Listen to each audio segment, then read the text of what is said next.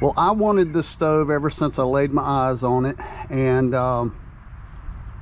thought about it. And you know how you see a piece of gear, you really want it, and you just think about it and you don't pull the trigger?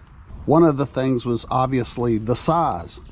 The Coleman, just huge, and this Genesis, you know, half the size, and it's got 2 burners. My old Coleman has 1 burner and the griddle, and I never used the griddle. Here you have the connection to use these small propane bottles, and 1 propane bottle will power both of those burners at the same time. Each burner has its own separate control valve. Each burner has its own igniter, and that's those little red thingamajig bobs right there. Each burner has its own 4 little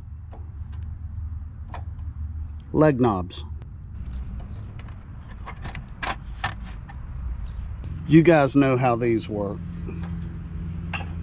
There's the system in place, set up, ready to cook. Turn the control knob until you can hear the propane.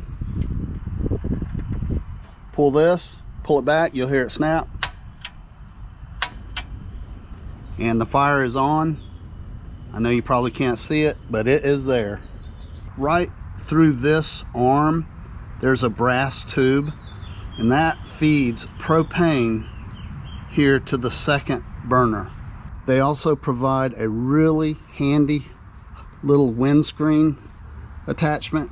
JetBoil says this has an output of 10,000 BTU per burner. That's pretty dang strong.